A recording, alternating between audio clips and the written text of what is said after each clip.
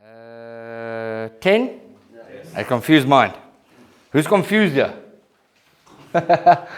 It's true. It's a real thing. Yeah. Who am I? Okay.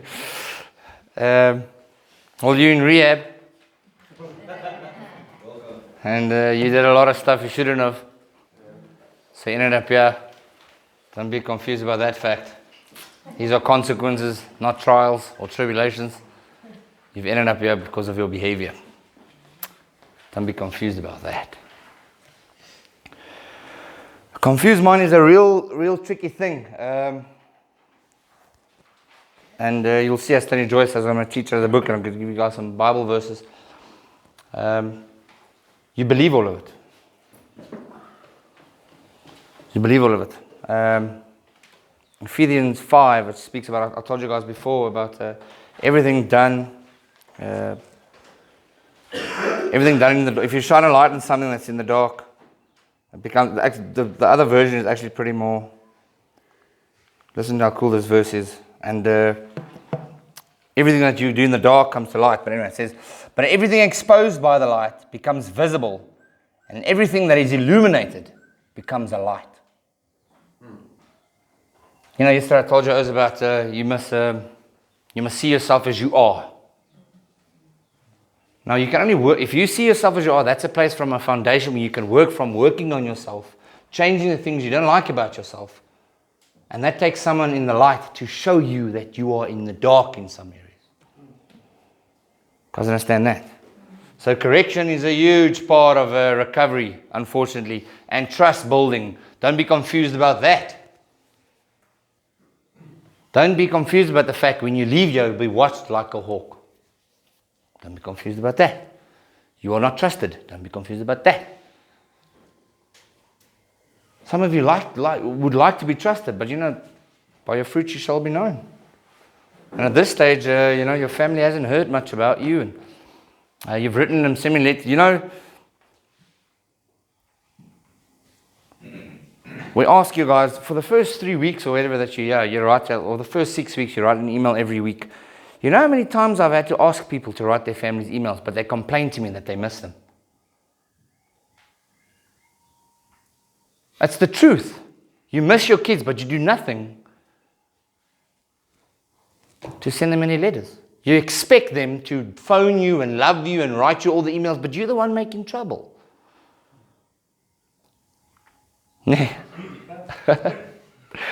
Yes. Even if it hurts. Even if it hurts. These are people in your family that you need. You need loved ones. You need your sons and daughters. Don't be confused about that. At this stage, you are untrustworthy. Well, but you know what I mean. Some of you are here early. Some of you are different levels in your recovery. Been here a long time. Some of you are shooting for a year. Some of you have been here a year. But don't be confused about those kind of things. And your battle, like, you know, Uncle Derek used to tell me a lot of things. And when I wasn't involved when he actually teaching, but in his preachings, he would always focus on how you think, what you think, and the battlefields in your mind. You lose that. If you lose the battle in your mind, you're done. You give up, it's over. Doesn't matter how strong you are, or how fit you are, or how clever you are. If you lose the battle in your mind, it's over.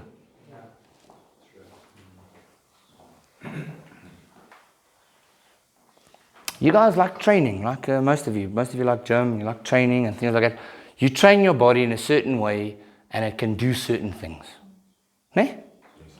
So why don't you train your mind in the same kind of way? It's also it's what makes you tick.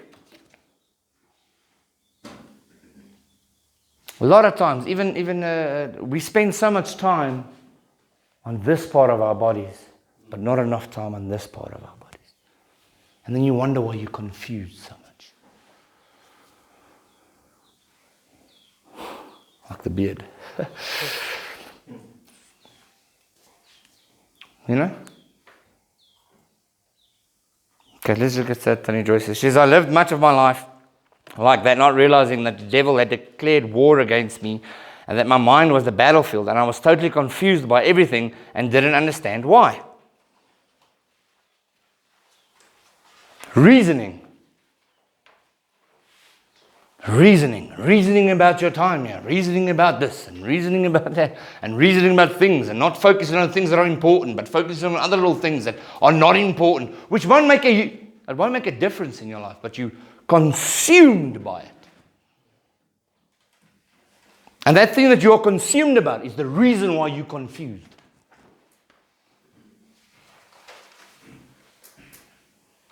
Obsessed is confusion.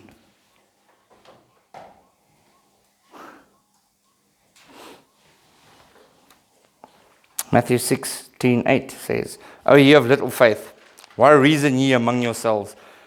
I can reason myself at anything, but I live by a moral value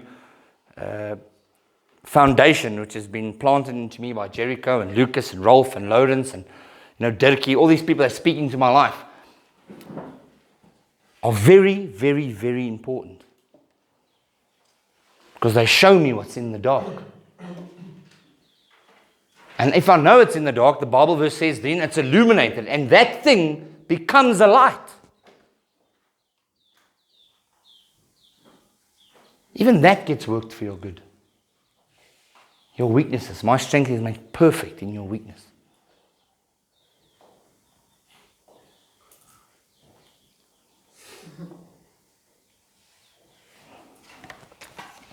A large percentage of God's people are admittedly confused. How many of you are confused? People admit, I'm confused, Jacques. I don't know. Things are tough. Being confused and double-minded. If you're fighting with your time, if you don't think you need this, and we say you do, and you say you don't, that's double-mindedness. You either stay or go. You're in and out. You're lukewarm. You're hot and you're cold. You're yes and you know. And it's a song that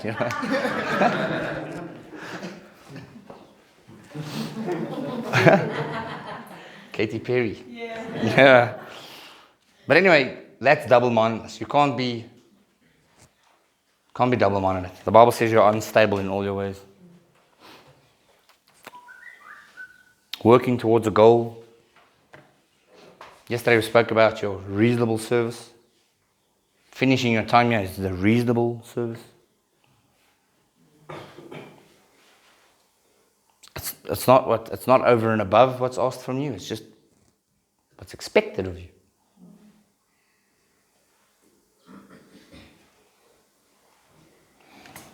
It's only a handful of times since I've been here that people have actually said, Jock, I need a little longer. That's chasing something, chasing a goal. Can't make the same mistakes again, so let me see how much more I can learn. But you guys are so hung up on the time that you don't learn anything. When I hear you guys are thanking us for the classes and thanking Lucas for preachings, and there's a huge difference between listening and doing. Don't think because you heard it, it's now yours. A lot of people, that's just a confusion. The thing is, if you hear what we are saying, then apply it. There's an action that has to come from your side. If you hear a good thing or a good preaching, and there's in each preaching, every time I sit in a class or a preaching or whatever, there's always something for me, always. That's how the Holy Spirit works. There's always something for you there. But I must apply it. I don't just hear it and what a teaching. Woo! And then just carry on like I was. Why? As we have seen, one of the reasons is wandering. Another reason is the directive penalty defies ransom as a noun, undeclaring the motive that provides logical sense for a premise or occurrence. And the verb is a user quick faculty of reasoning or logic. God is not a logic. You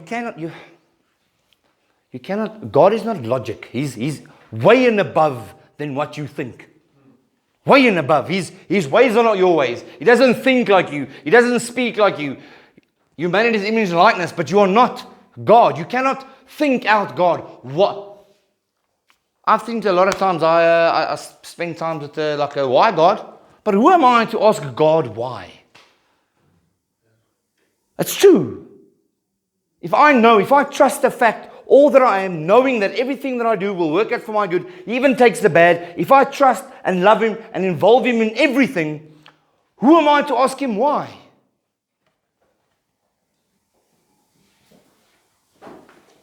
And we all want answers, bro. We can't live without answers. Can't you just walk in faith? Confused and doubt, they go together. What conquers doubt? Faith.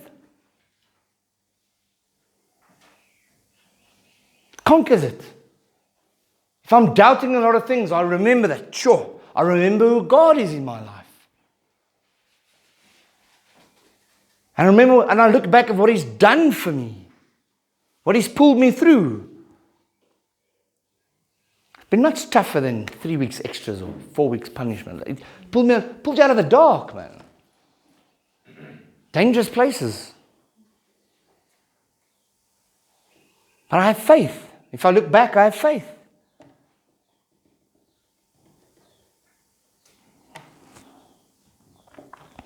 A simple way to say it is, reasoning occurs when a person tries to figure out why behind everything.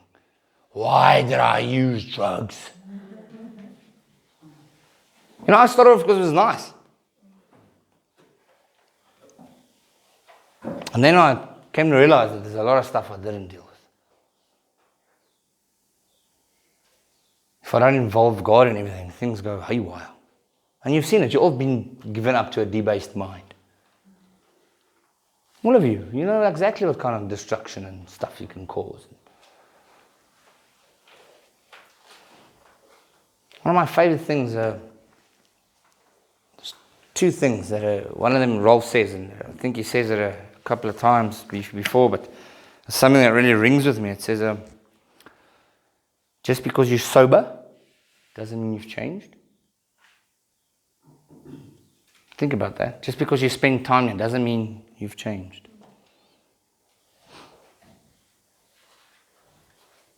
And the other one is, if you're negotiating consequences, you're not taking responsibility.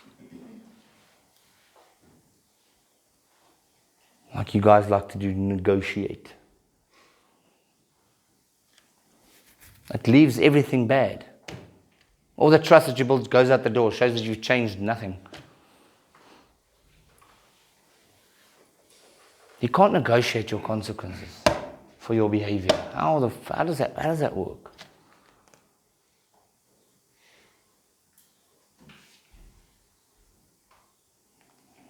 None of that hurt and things that you feel about being away from your family, why don't you use that as fuel never to come back?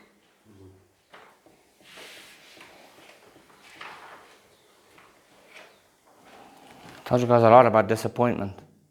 You must learn how to handle disappointment. It's a very big thing in recovery. And instant gratification. Things that are worth waiting for are hard to get.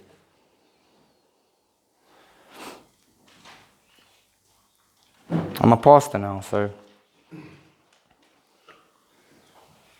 I spoke to I think it was Kate the other day, and I said to her that if I could count out of these 3 years that I've been serving, I've probably tried to give up probably like 100 times in 3 years. It's a third of a year. For 6 months I was trying to give up, but obviously on different occasions. But I wouldn't be a pastor standing here today if I did. And that must ring stuff. This is one of the hardest things I've done in my life. Absolutely the hardest thing. And I guarantee you, the thing that you want most is also going to be hard to get. Goal-wise. There's going to be stuff in the way. You have to climb over stuff, break stuff down. Get rid of some stuff that you really like. Goodness doesn't cost sacrifice, bro. Good decisions cost something.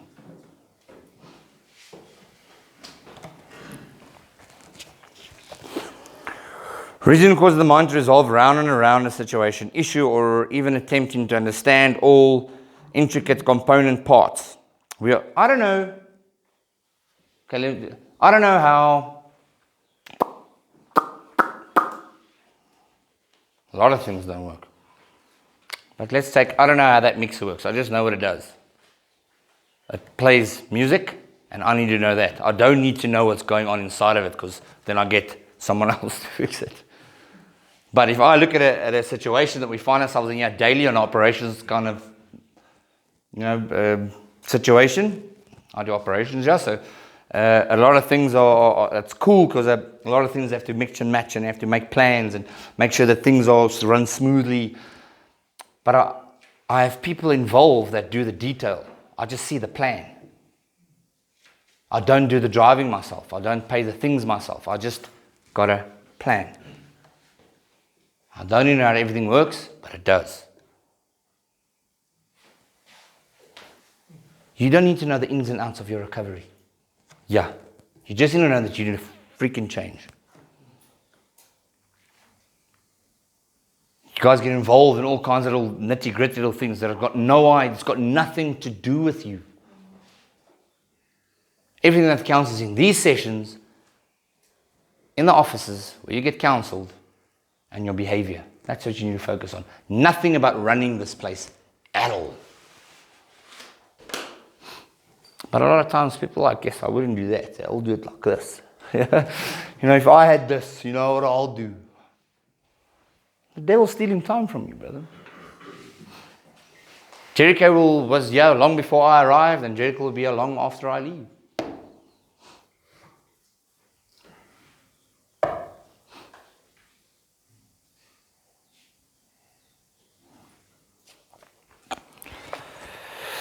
We are reasoning when we just test the statement or teaching to see if it's logical, and if it's not, we discard it.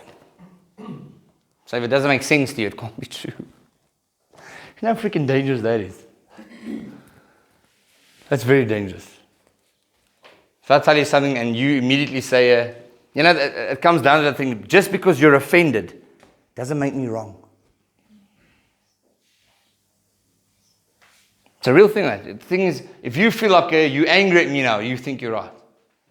But you're not. Same goes for me.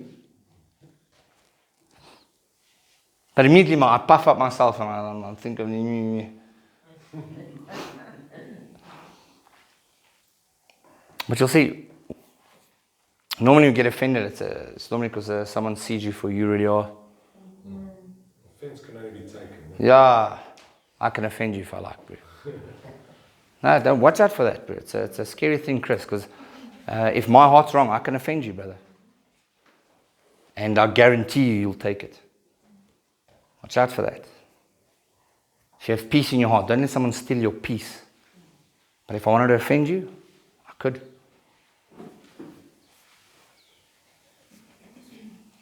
Don't be careful. Very, very careful. Satan freely steals the will of God from us due to reasoning. The Lord may direct us to a certain thing, but it does not make sense. It is not in logic. We may be even tempted to disregard it. What God leads a person to do does not always make logical sense to his mind. It's a good way of maybe using, if you want to hear God's voice more clearly. It normally goes totally against what you feel. And it ends up way better than you ever thought.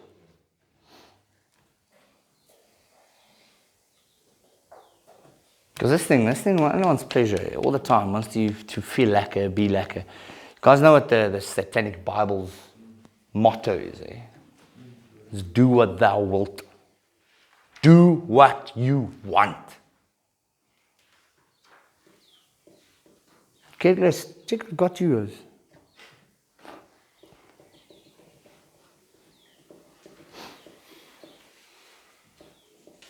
The thing is, if you keep on, you'll reap this. The Bible says you'll reap its fruits. You'll reap its fruits.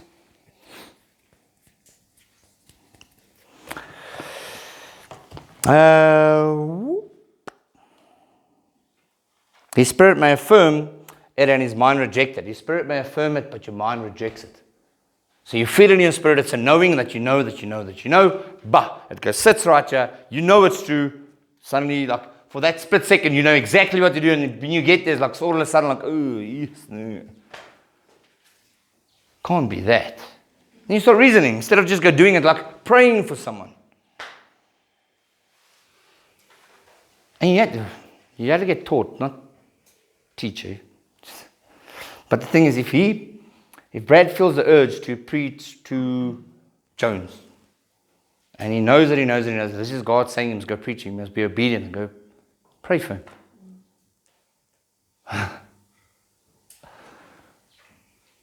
Do you know what I mean? That's a knowing. But before I get to Jones, all of a sudden I was like, oh, what is he going to think of me? What's he going to think of me? Does he really need prayer? Am I just hearing voices in my head? Do I need any meds?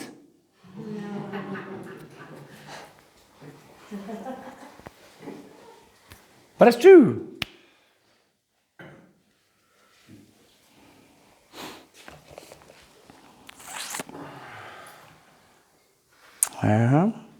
Rejected, especially if you would be out of an ordinary or unpleasant or even find it require personal sacrifice or discomfort. So if you feel like it will sacrifice you something, you start thinking secondly. You start thinking like, oh no. But in that sacrifice, God will reward you. There will be a breakthrough in your life. That's why we all do fastings and breakthroughs and give time up for God and show Him how important it is. And maybe you're fasting on an answer that you would like. Tell your counselor if you're doing anything like that because you want you healthy.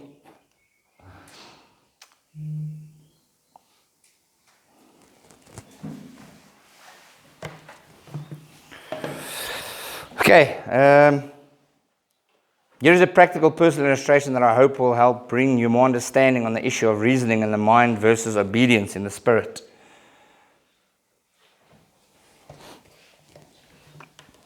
One morning I was getting dressed in the ministry, a weekly meeting, and I conducted near my hometown. I started thinking about a woman who ran out of the ministry, who helps there, and faithfully she has been. A desire rose up in her heart, and something blessed her in some way. Father Ruth Ann has such a blessing to all of us. These years I've prayed, what can I do to bless her? Immediately my eyes fell on a red dress. Your favorite red dress.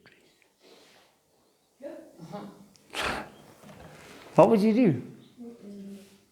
Obviously the story carries on. Do you guys read these stories at all? Oh, you do? Put up hands who read it. Okay, I'm not going to speak here. It's the majority. The rest of you start reading your freaking stuff. Okay, so who would give up their stuff if...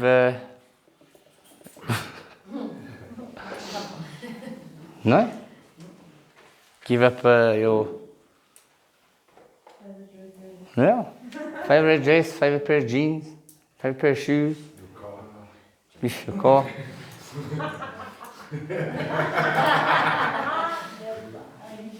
Red car. Yes, you guys must understand this. I want to tell you a story about that car quickly. So, I was blessed with that car. It was given to me out of the blue by friends of mine. And the way that came about, we did Bible school, and things were happening and all kinds of stuff, and I really needed a car at the time, and I was praying for a car, and I don't know where it was going to come from. And I had all these plans in my head how to get one and that kind of stuff, and then like 2 weeks or 3 weeks afterwards, after that kind of stuff, and things were getting tougher to get to Bible school and back, and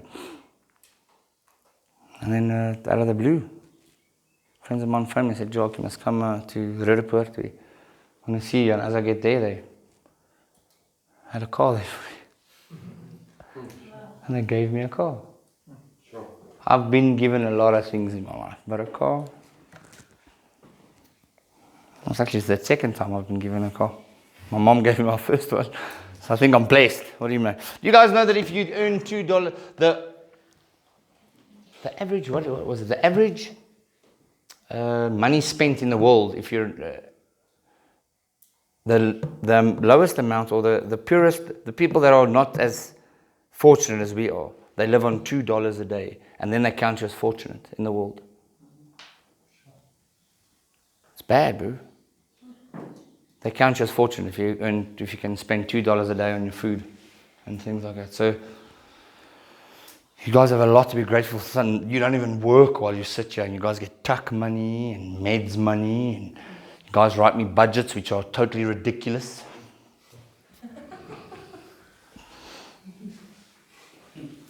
And still you sit here not earning a cent, thinking that, listen, this is what I need. Just be with me. I know you guys are paying through your teeth about some other stuff, but listen, I can't live without these things. Can't, Mom, how can you expect me to recover if I can't smoke? I'm serious.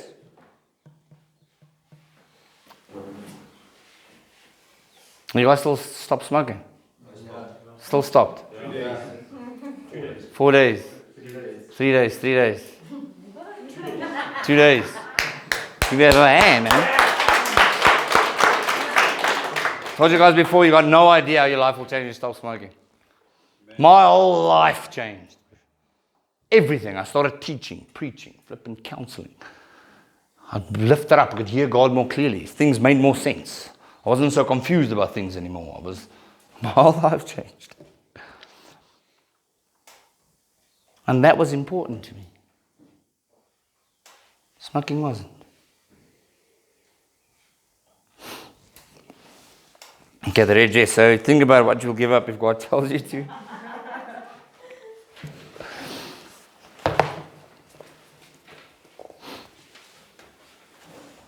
There'll always be obedient, you know. Always be obedient. Even if it doesn't seem right at the time, you teach yourself to hear God more clearly. I told you guys the other day when Elijah ran away. There was earthquakes and fire and wind and stuff, but God wasn't in there. And then God spoke to me in a still small voice, and He whispers because He's close. He whispers because He's right here. In your fire, He's right here. He whispers because He's close. Be a doer of the word. Be doers of the word. Obey the message. Do not merely listen to it. Betraying yourselves into deception by reasoning contrary to the truth. See yourself as you really are.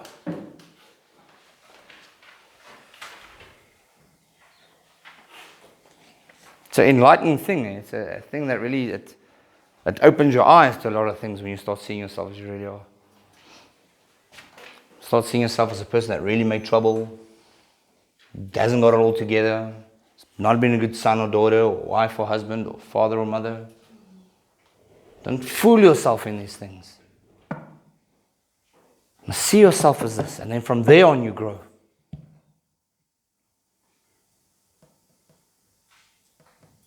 And then those things that you really want to change, and the things that you see yourself are or as not, and hang on to the things that are important, man. Because those are the things that will help you stay clean. If you, for 1 second, who will choose drugs here over their families? No. Who would do it? But we all did. We all did.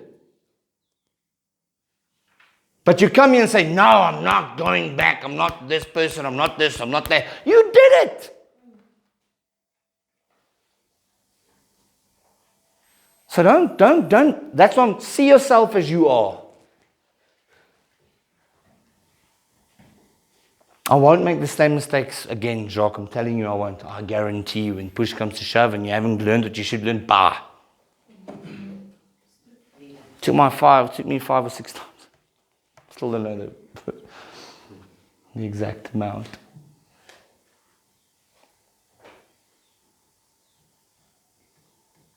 Take it from me, man. It gets harder and worse. It really does. You haven't got to... And you start where you left off. Maybe not immediately, but before you know it, it gets deeper. The hole that you can find yourself in gets deeper. Brett said, the other day, which is pretty cool, he said, some of you, for the stuff you've done, should have been in prison. But this isn't prison. Some of you see it like prison because it's locked in your brain. Change the way you think. Perspective. Stop being confused about stuff. You're in rehab, you need to change your life. I love my family, they're important, I'm going to show them. Bah! Yeah. Commit, bro. Commit.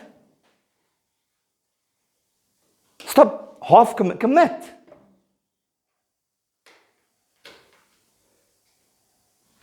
Pray as if you like.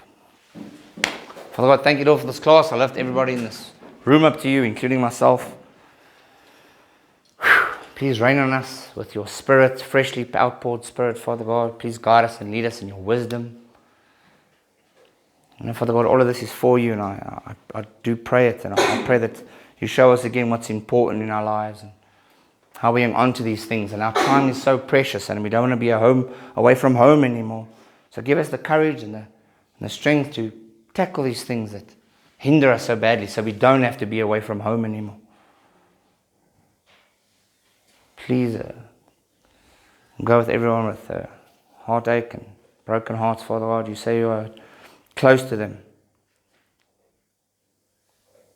Yes, everybody in this room needs you so badly, Father God. Just to show them in ways that they understand. And I pray this in Jesus' name, amen.